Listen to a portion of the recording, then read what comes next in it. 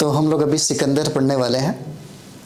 सिकंदर के बारे में जो फैक्ट्स है, क्या क्या इम्पोर्टेंट है, इसी के बारे में हम लोग पढ़ेंगे। जैसे अगर हम लोग बात करें सिकंदर के बारे में, तो देखिए प्राचीन भारत के इतिहास में सिकंदर के आने के बाद से बहुत सारे जो डाउट थे हमारे प्राचीन भारत के इतिहास को लिखने में, वो सॉल्व हुआ। सिकंदर के बारे में देखा जाए तो इनका जन्म जो है, इनका जन्म हुआ मकदूनिया में। मकदूनिया में जन्म होता है। मकदूनिया में जन्म होता है, ठीक है। और ये मैसेडोनिया के शासक बनते हैं, ये भी याद रहना चाहिए, है ना। मैसेडोनिया के शासक बनते हैं, ठीक है। ये मैसेडोनिया के क्या हो जाते हैं? शासक हो जाते हैं, शासक। इनके पिता का जो नाम अक्सर कभी कभी एग्जाम में पूछा जाता है, पिता का नाम फिलिप द्वितीय हो जाता है। फिलिप द्वितीय, पिता का नाम होता है फिलिप द्वितीय, कभी कभी पूछा जाता है फिलिप द्वितीय। पूछा जाता है कि सिकंदर का मूल नाम क्या है। अगर हम लोग मूल नाम की बात करें, जो मूल नाम है, मूल नाम यह हो जाता है अलेक्जेंडर तृतीय। अलेक्जेंडर तृतीय हो जाता है इनका मूल नाम। जैसे देख लीजिए, अलेक्जेंडर तृतीय हो जाता है। इनके पत्नी का जो नाम है, पत्नी का नाम रिक्शोना नाम रहता है। पत्नी का नाम रिक्शोना रहता है। कुछ जानकारी भी जरूरी है। जैसे सिकंदर का जो जन्म है मकदूनिया में होता है, मैसेडोनिया के शासक होते हैं। इनके पिता का नाम फिलिप द्वितीय हो जाता है, मूल नाम अलेक्जेंडर तृतीय हो जाता है, और पत्नी का जो नाम है यह रिक्शोना हो जाता है, ठीक है। पत्नी का नाम रिक्शोना है। कुछ और भी फैक्ट्स है। आध्यात्मिक गुरु की बात किया जाए, पूछा जाता है कभी कभी, आध्यात्मिक जो गुरु हैं, आध्यात्मिक गुरु का नाम है, जो आध्यात्मिक गुरु हैं डायोनीसियस नाम है इनका। डायोनीसियस नाम है, डायोनीसियस नाम है इनका। सिकंदर के जो आध्यात्मिक गुरु हैं उनका डायोनीसियस नाम है। और ये जो राजनैतिक गुरु हैं, राजनैतिक जो गुरु हैं इनके, उनका नाम, राजनीतिक गुरु है जो बार बार पूछा जाता है उस समय में, राजनीतिक गुरु का नाम अरस्तु रहता है। अरस्तु बहुत इंपॉर्टेंट है। राजनीतिक गुरु का नाम क्या है? अरस्तु है। और ये अरस्तु के गुरु का नाम है प्लूटो। प्लूटो नाम है, अरस्तु के गुरु का नाम है प्लूटो, और प्लूटो के गुरु का नाम है सुकरात। सुकरात नाम है, याद रखिएगा।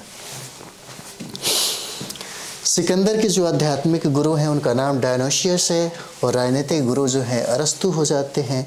और अरस्तु के जो गुरु हैं, अरस्तु के जो गुरु हैं उनका नाम प्लूटो है, और प्लूटो के जो गुरु हैं उनका नाम सुकरात है। सुकरात पूछा जाता है, ठीक है।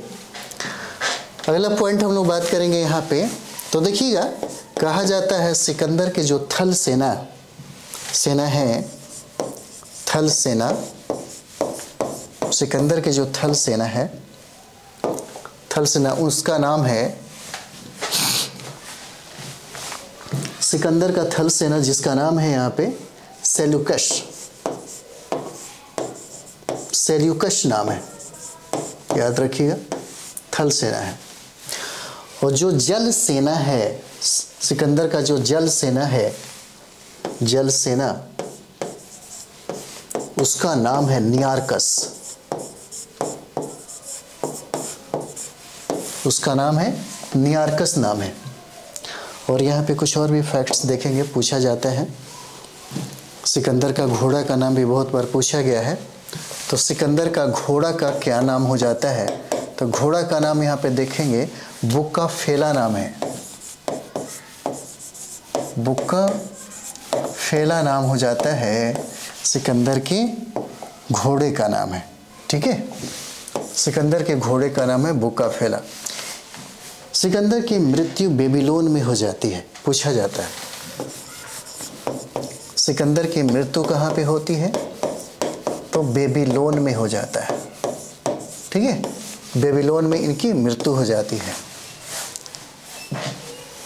सिकंदर की जो मृत्यु है यह बेबीलोन में हो जाता है। बेबीलोन में इनका जो अंतिम संस्कार है, अंतिम संस्कार जो है इनका, अंतिम संस्कार अलेक्जेंड्रिया में होता है, मतलब मिस्र में होता है। अलेक्जेंड्रिया में होता है, मतलब इनका अंतिम संस्कार जो है वो मिस्र में होता है, याद रखिएगा। ठीक है, पूछा जाता है। और कुछ और भी फैक्ट्स हम लोग देखेंगे, जैसे में अरस्तु के बारे में देखेंगे हम लोग, अरस्तु के बारे में। तो देखिएगा, सिकंदर के समय में उनके जो समकालीन जो शासक थे उनका नाम है घनानंद, और उसी समय चंद्रगुप्त मौर्य भी चंद्रगुप्त मौर्य भी अपने साम्राज्य की स्थापना के लिए घनानंद से युद्ध कर रहा था।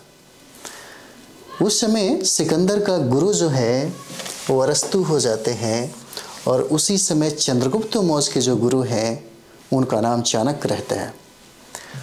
अरस्तु की कुछ जो विशेषता है, उन्होंने कहा कि मनुष्य एक सामाजिक प्राणी है। उन्होंने कहा कि मनुष्य एक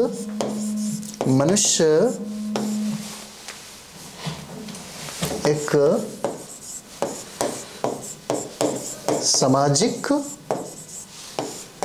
प्राणी है। उन्होंने ये बात कही थी। अरस्तु को प्राणी विज्ञान या जीव विज्ञान का जनक भी कहा जाता है। इनको प्राणी विज्ञान या जीव विज्ञान का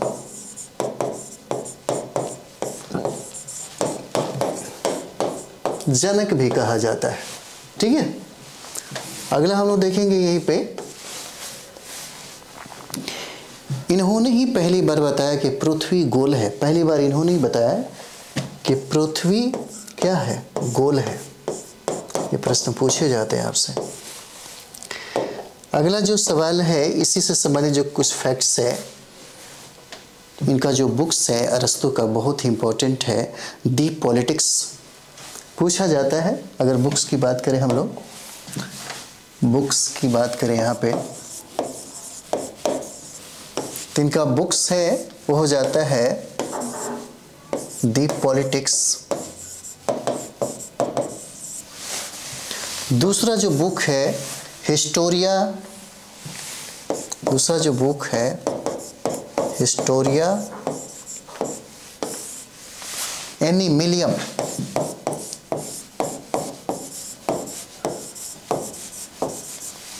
एनिमिलियम पूछा जाता है। पहला जो बुक है द पॉलिटिक्स, बहुत बार पूछा गया है एग्जाम में, और भी किताबें उन्होंने लिखा जिसमें हिस्टोरिया एनिमिलियम जो ग्रंथ है ये ज़्यादा ही फेमस हो जाता है। ठीक है, अगला यहाँ पे हम लोग देखेंगे, कुछ और भी फैक्ट्स देखेंगे। कहा जाता है कि अरबेला का युद्ध हुआ था। अरबेला का युद्ध हुआ था दो लोगों के बीच में। अरबेला का युद्ध हुआ था दो लोगों के बीच में। एक है सिकंदर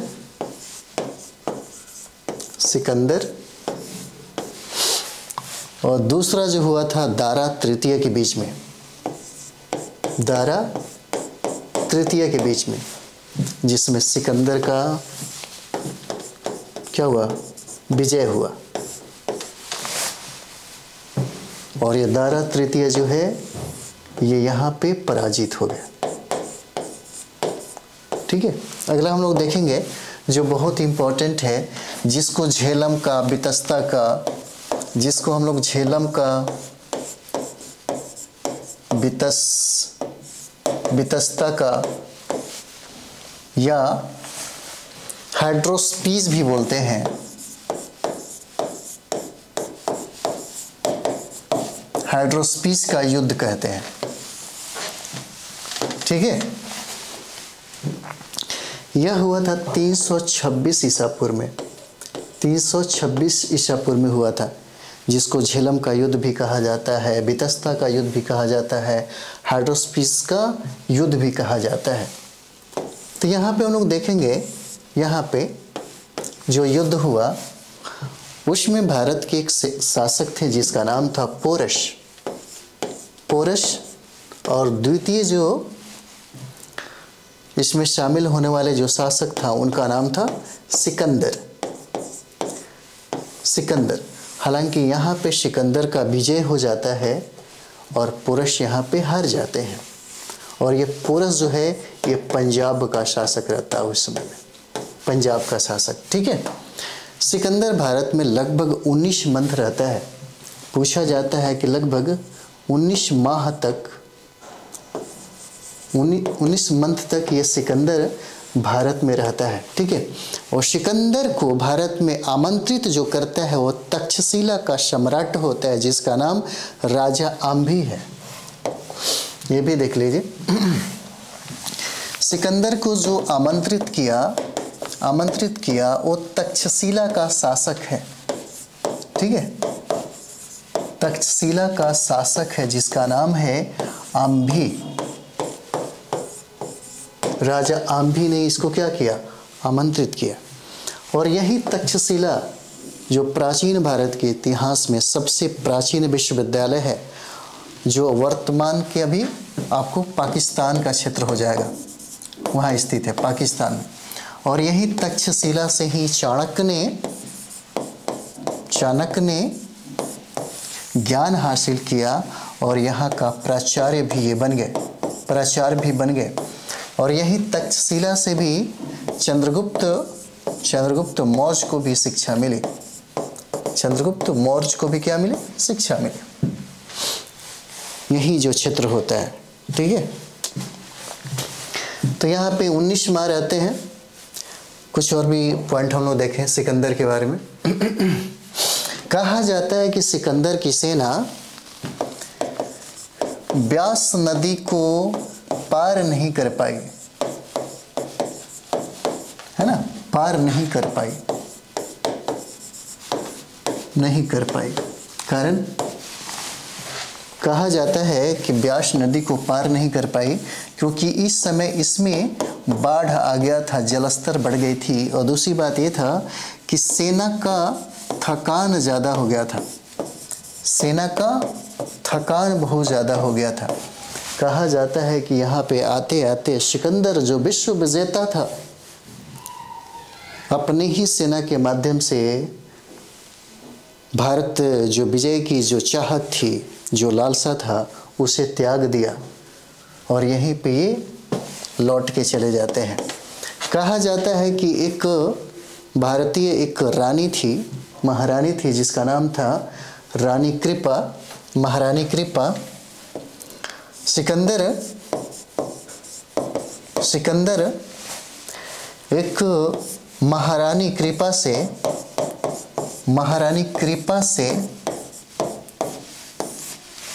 हार गया। मतलब ये है कि कृपा और सिकंदर के बीच में जब युद्ध हुआ तो जो समझौता और संधि की बात हो रही थी वो सिकंदर की तरफ से गया और महारानी कृपा ने उसे एक्सेप्ट किया।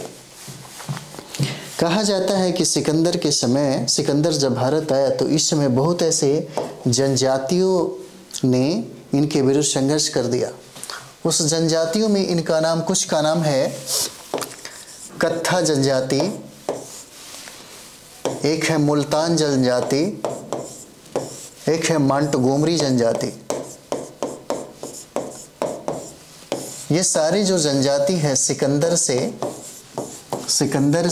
युद्ध कर दिया, ये भी पूछा जाता है कभी कभी। ये सिकंदर से क्या किया? युद्ध कर दिया, ये भी पूछा जाता है। कत्था, मुल्तान, मंट, गोमरी जो जनजाति हैं, इन लोगों ने भी सिकंदर से क्या किया? युद्ध कर दिया। ठीक है, यहाँ पे हम लोग देखेंगे अगला। इसके बाद जो हम लोग को पढ़ना है वो हो जाता है चंद्रगुप्त मौर्य। तो यहाँ पे हम लोग देखिए चंद्रगुप्त मौर्य के बारे में, चंद्रगुप्त मौर्य के बारे में। ठीक है, चंद्रगुप्त मौर्य हम लोग को पढ़ना है। अगर थोड़ा सा डिटेल्स देखें तो इनके माता का जो नाम है, माता का नाम है मूरा, इनके पत्नी का नाम है, पूछा जाता है कभी कभी, इनके माता का नाम हो जाता है मूरा और पत्नी का नाम है हेलेना, आप बोल सकते हैं, या कार्नेलिया भी बोला जा सकता है। पत्नी का नाम हेलेना या कार्नेलिया हो जाता है। इनके गुरु का जो नाम है, गुरु का नाम है वो हो जाता है चाणक्य। इनके गुरु का नाम क्या है? चाणक्य नाम हो जाता है। चंद्रगुप्त मौर्य का कुछ डिटेल्स हम लोग देखेंगे। ठीक है, इन्होंने अपनी राजधानी पाटलिपुत्र में बनाया, और राजधानी की अगर हम लोग चर्चा करें यहाँ पे राजधानी, तो राजधानी पाटलिपुत्र हो जाता है ना, पाटलिपुत्र हो जाएगा।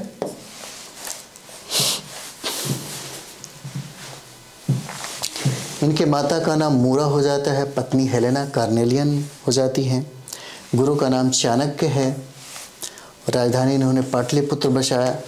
इन्होंने शिक्षा जो लिया, इन्होंने शिक्षा तक्षशिला से ज्ञान प्राप्त किया था।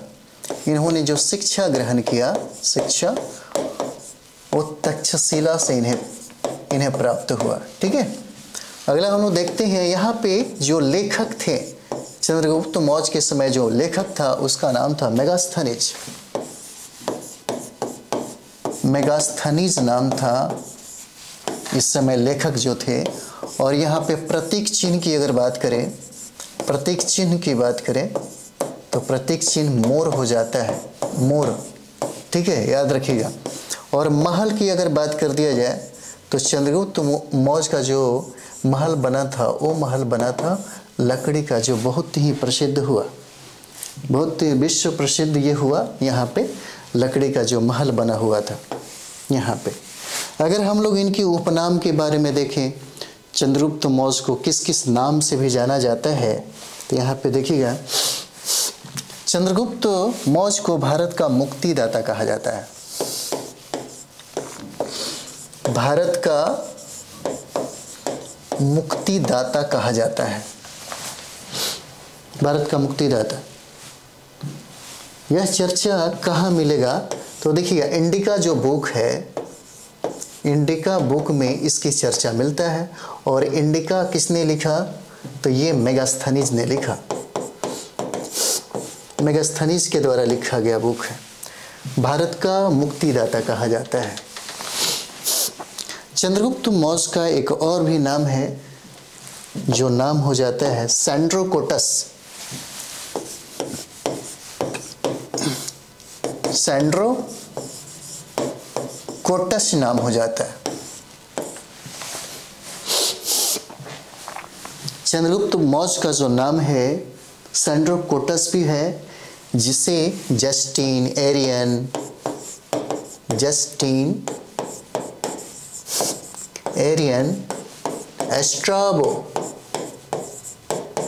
स्ट्राबो के ग्रंथों में इसका वर्णन मिलता है। एक है एंड्रोकोटस, इसका और भी नाम है जिसका नाम है एंड्रोकोटस, जैसे देख सकते हैं एंड्रोकोटस भी बोला जाता है चंद्रगुप्त मौर्य को, एंड्रोकोटस। ठीक है, और एंड्रोकोटस जो है, यहाँ पे देखेंगे हम लोग, एंड्रोकोटस जो है यह नाम प्लूटार्क के ग्रंथों में मिलता है, प्लूटार्क। ठीक है, प्लूटार्क के ग्रंथों में मिलता है। एक और भी नाम है जिसको सैंड्रोकोर्टस भी कहा जाता है, ठीक है, जिसको सैंड्रोकोर्टस भी बोला जाता है। सैंड्रोकोर्टस भी बोला जाता है। वो नाम यहाँ पे नियार्कस ने रखा, नियार्कस के ग्रंथों में मिलता है। नियार्कस, ये सारा का सारा नाम चंद्रगुप्त मौर्य का है, जो पूछा जाता है। भारत का मुक्तिदाता भी कहा जाता है, इंडिका में इसका वर्णन किया गया। सैंड्रोकोर्टस भी कहा जाता है, जो जस्टिन एरियन स्ट्राबो ने नाम रखा। एंड्रोकोर्टस भी कहा जाता है, जो प्लूटार्क ने कहा। और सैंड्रोकोर्टस भी कहा जाता है, जो नियार्कस ने ये बातें कही थी। अगला इसमें और भी देख लेते हैं। देखिए, पोलीब्रोथस,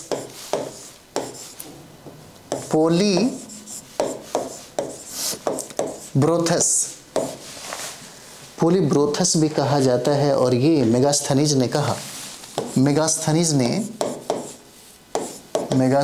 ने चंद्रगुप्त मौर्य को पोलीब्रोथस भी कहा।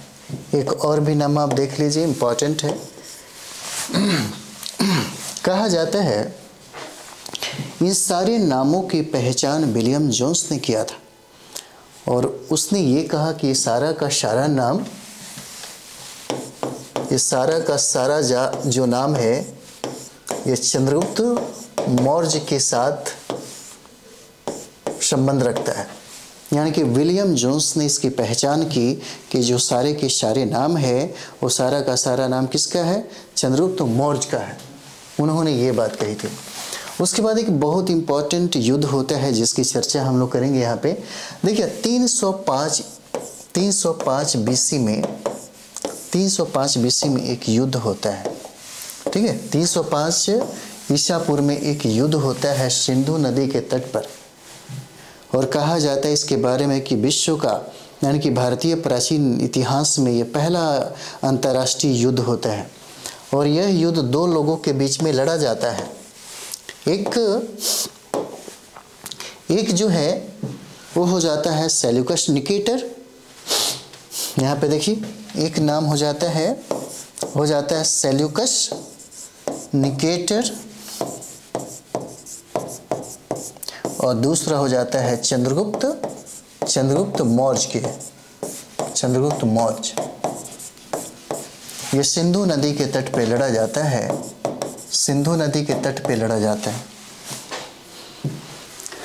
एक सेल्यूकस निकेटर और दूसरा चंद्रगुप्त मौर्य।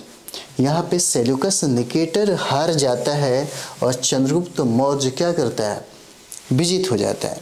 दोनों के बीच में पहला समझौता जो अंतरराष्ट्रीय पहला समझौता कहा जाता है, अंतरराष्ट्रीय समझौता पहला समझौता है जिसमें सेल्यूकस निकेटर ने अपनी बेटी का शादी हेलेना या कार्नेलिया के साथ कर दिया। उसके बाद दहेज स्वरूप कहा जाता है कि इन्होंने कंधार, काबुल, मकरान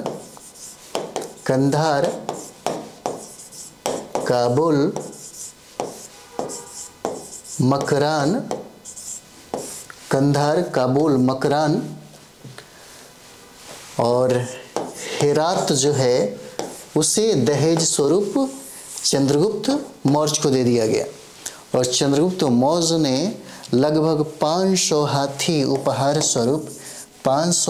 उपहार स्वरूप सेल्यूकस निकेटर के सेवा में भेजा। ठीक है, सेल्यूकस निकेटर की सेवा में क्या किया? यहाँ पे भेजा गया। ठीक है,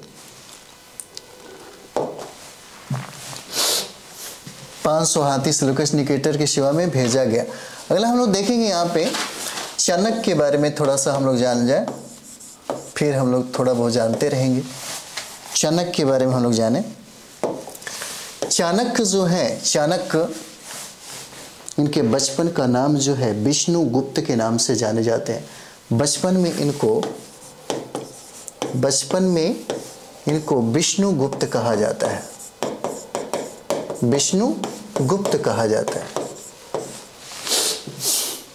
उपनाम में इनके बारे में पूछा जाता है, अक्सर सवाल पूछे जाते हैं कि भारत का मैकियावेली किसे कहा जाता है। तो यहाँ पे देखिएगा, भारत का मैकियावेली कहा जाता है, चाणक्य को कहा जाता है, भारत का मैकियावेली कहा जाता है। कूटनीतिज्ञ थे, बहुत ज्यादा कूटनीतिज्ञ थे, इसलिए इनका नाम चाणक्य भी रखा गया। इन्होंने एक पुस्तक की रचना की जो बहुत इंपॉर्टेंट है, बार बार पूछा जाता है, जिसका नाम है अर्थशास्त्र, है ना, जिसका नाम है अर्थशास्त्र। ये बहुत इंपॉर्टेंट है। इस अर्थशास्त्र की रचना चाणक्य ने ही किया था। अर्थशास्त्र की रचना किसने किया? चाणक्य ने किया। और इसमें अध्याय की संख्या देखेंगे तो अध्याय देखिएगा, इसमें अध्याय जो है वो 15 अध्याय है। याद रखिएगा, पूछा जाता है, 15 अध्याय है। और इसी अर्थशास्त्र में आर्य शब्द का उल्लेख है। इसी में आर्य शब्द का क्या है? उल्लेख हो जाता है। आर्य शब्द का उल्लेख मिलता है किसमें? अर्थशास्त्र में। और सबसे इंपॉर्टेंट है कि यह एक राजनैतिक पुस्तक है। यह एक राजनैतिक पुस्तक है जो बहुत इंपॉर्टेंट है, पूछा जाता है। नाम तो कुछ और ही है अर्थशास्त्र, लेकिन इसमें राजनैतिक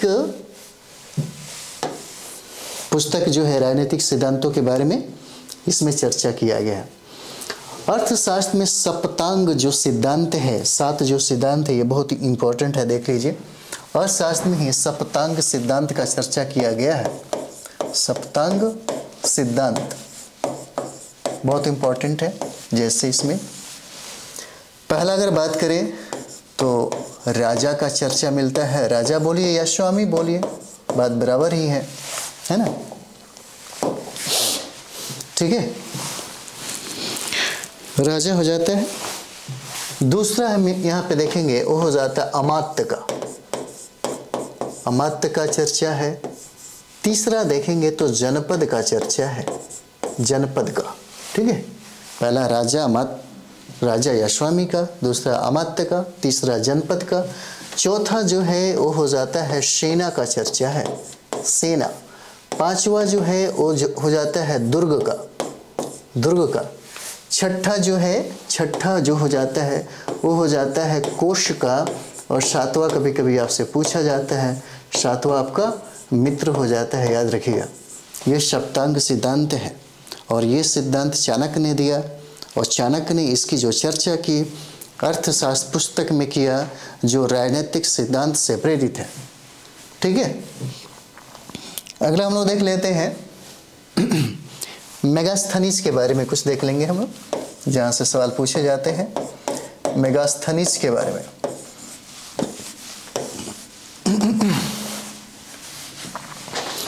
कहा जाता है कि सेल्यूकस निकेटर और चंद्रगुप्त मौर्य के बीच में युद्ध हुआ था, जिसमें एक अंतर्राष्ट्रीय संधि हुई थी। और उसी संधि में सेल्यूकस ने अपने राजदूत मेगास्थनीज को पाटलिपुत्र भेजा, ठीक है। इसका मतलब ये है कि यह सेल्यूकस का क्या है? सेल्यूकस का राजदूत है। सेल्यूकस का राजदूत है जो चंद्रगुप्त मौर्य का लेखक बना, ठीक है। चंद्रगुप्त मौर्य का क्या बना? लेखक बना। और इसका जो पुस्तक है बहुत इंपॉर्टेंट है, बहुत ही ज़्यादा इंपॉर्टेंट है। इसने एक ग्रंथ की रचना की जिसका नाम है इंडिका, जिसका नाम है इंडिका। बहुत ही फेमस है ये किताबें, बार बार पूछा जाता है। और ये इंडिका जो है प्रशासन से संबंधित ग्रंथ है, ये भी याद रख लीजिए। यह जो पुस्तक हो जाता है आपका प्रशासन से संबंधित पुस्तक हो जाता है, ठीक है, इंडिका। और इसी इंडिका में भारतीय समाज को 7 भागों में बांटने का वर्णन मिलता है। इसी इंडिका में भारतीय समाज को, ठीक है, भारतीय समाज को